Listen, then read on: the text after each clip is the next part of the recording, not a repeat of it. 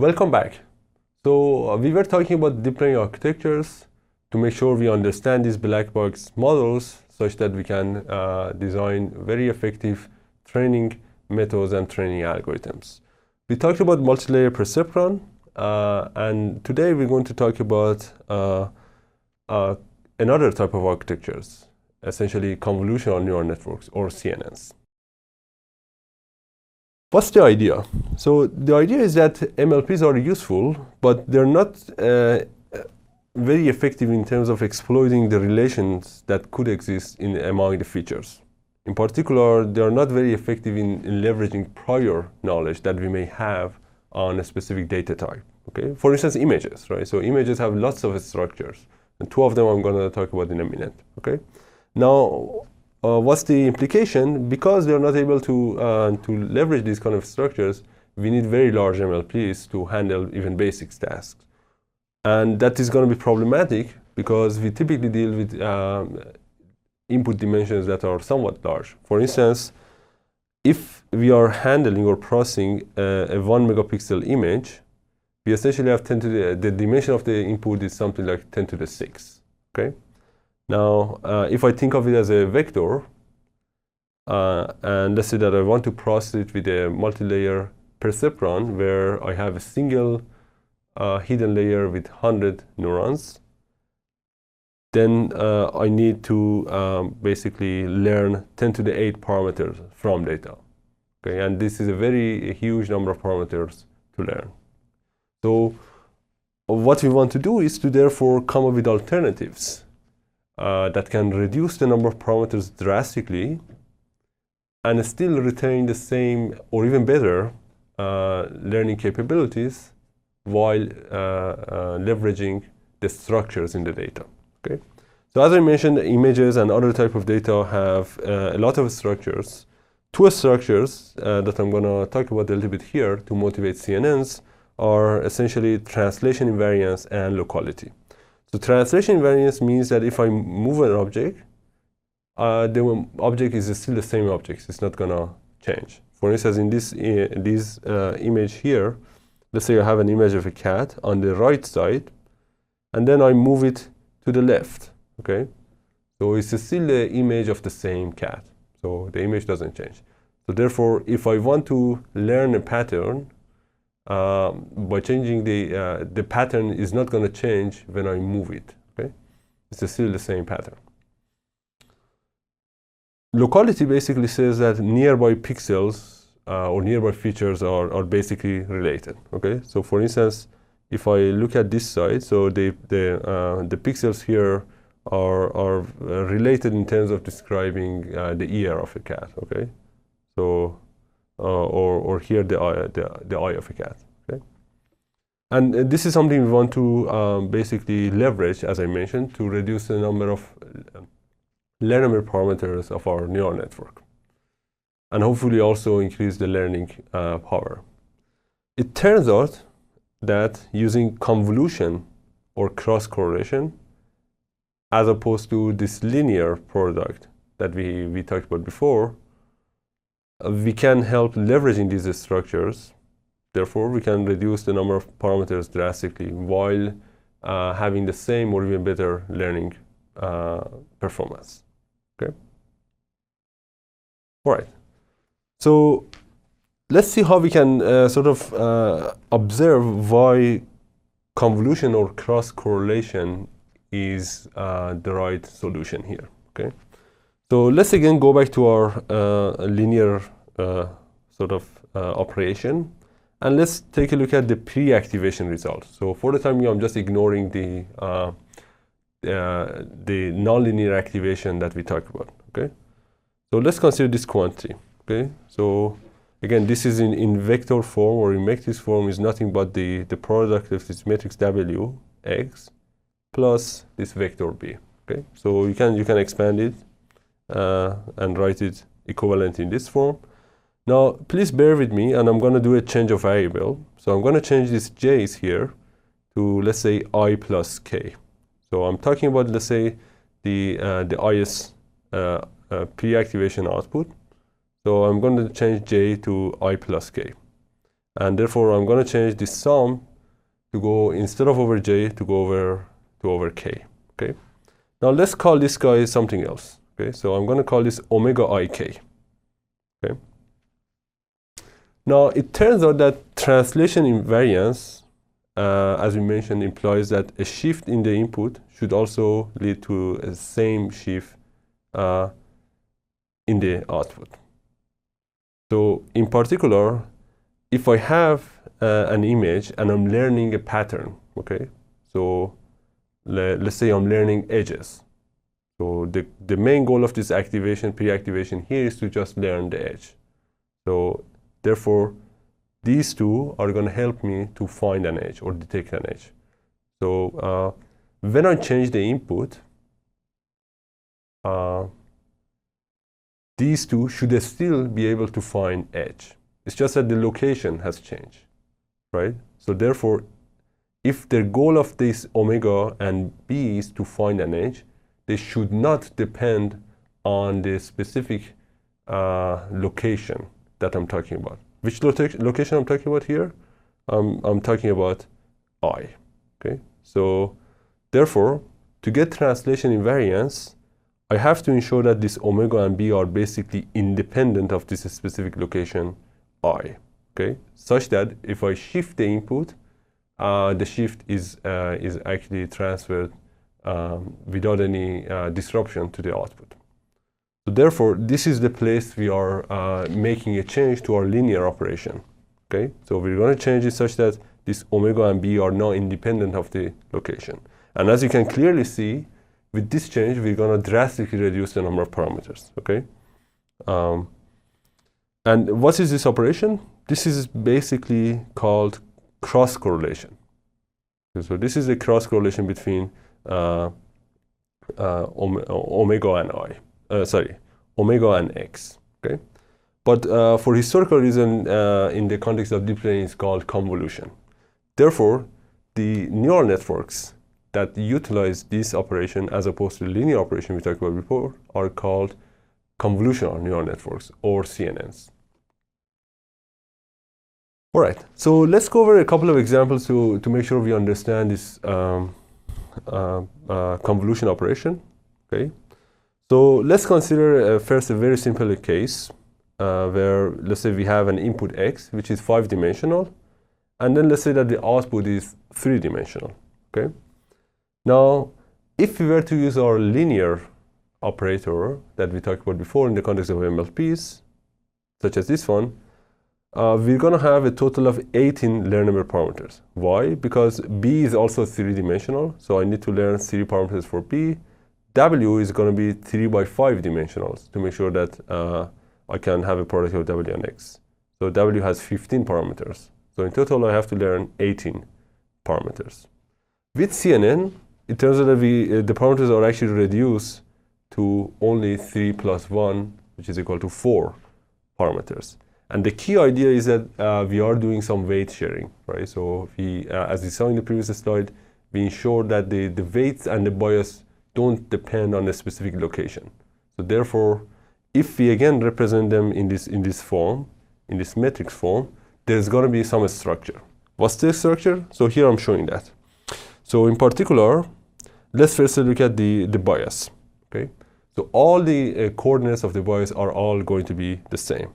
So in this figure here, each color is going to denote a learnable parameter, okay? So therefore, as a result of making sure we have translation invariance, we're not going to learn 3 parameters for b, we're only going to learn 1 parameter for b, but we are basically sharing that parameters across different locations, okay?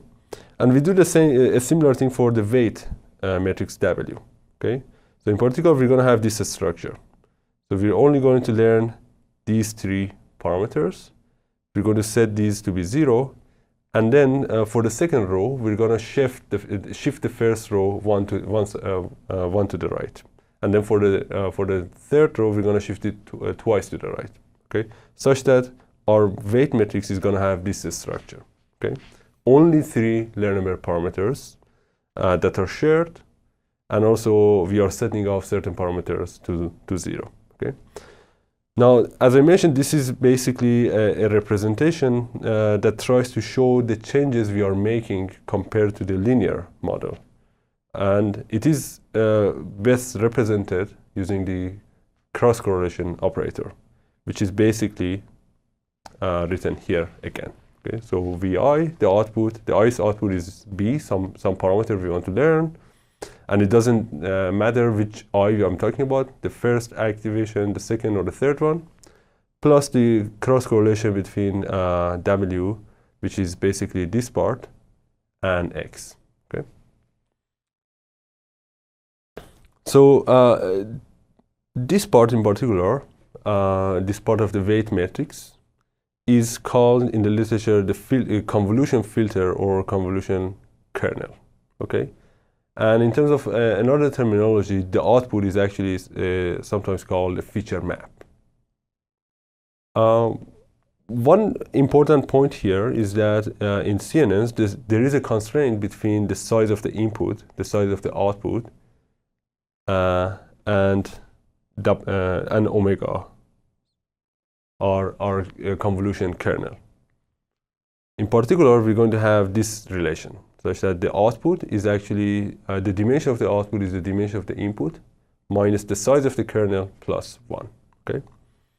Now, this in some sense ties our hands, and because we're gonna lose some control. Many times the architectures are standardized, meaning that, for instance, W, the size of the kernel is fixed, it's something fixed.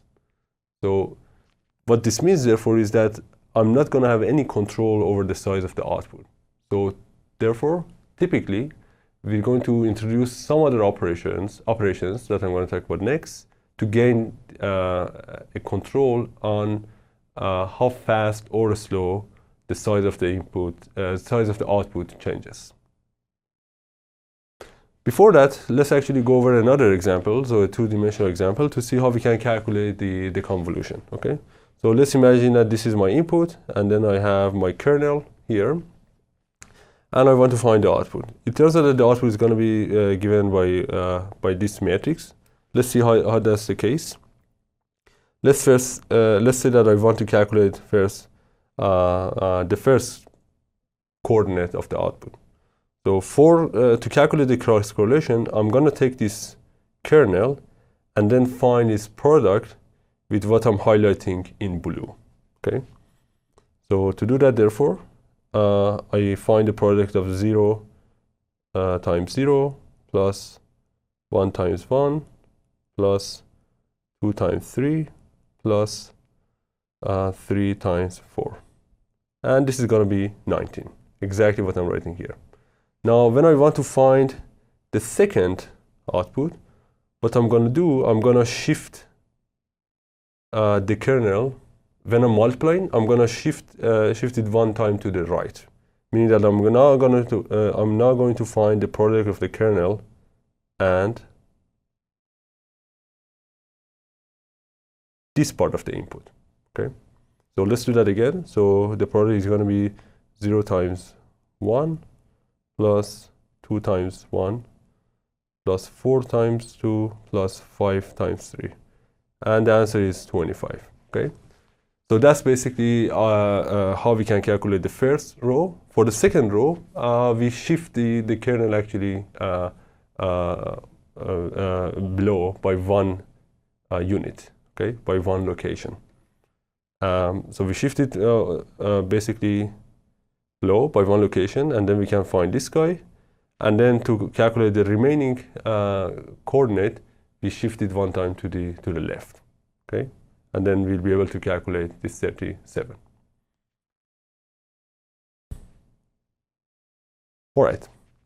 So as I mentioned, basically CNN helps us to, or the convolution operator helps us to leverage the translation invariance property, okay?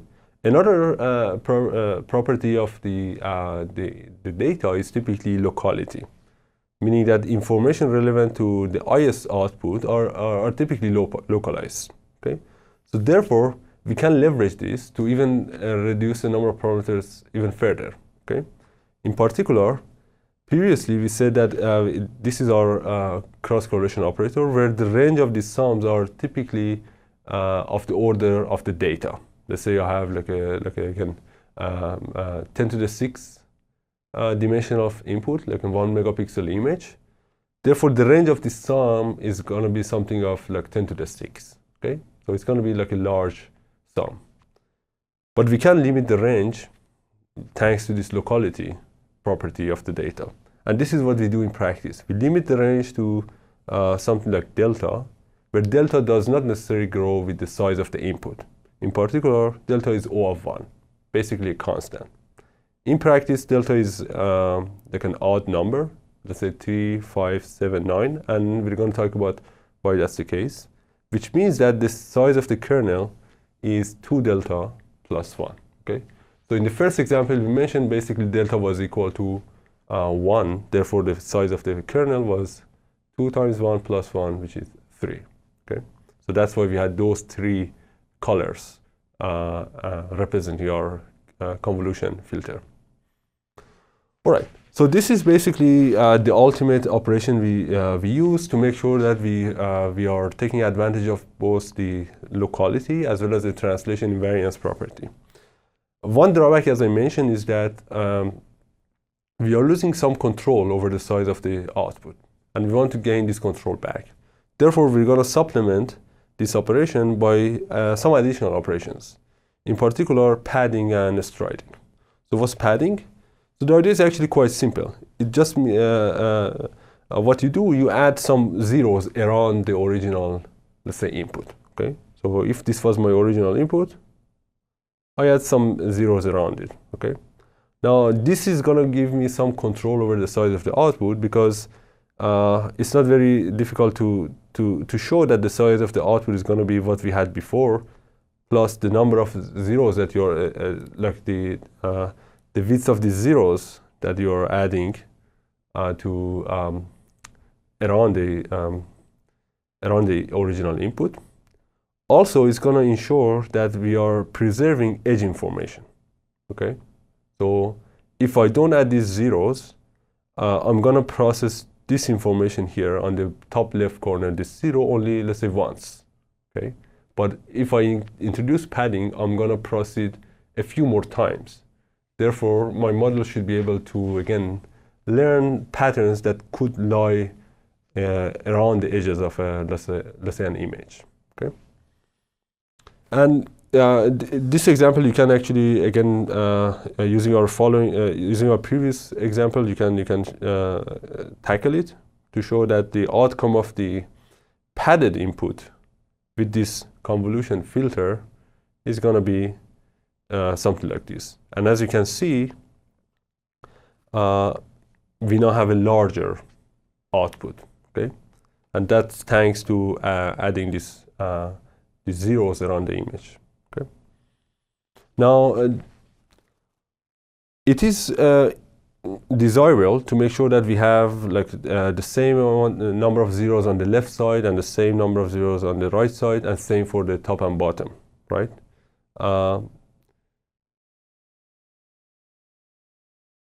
Therefore, we're gonna basically want to have an even number of like zeros, right? So we want this d padding to be an even number.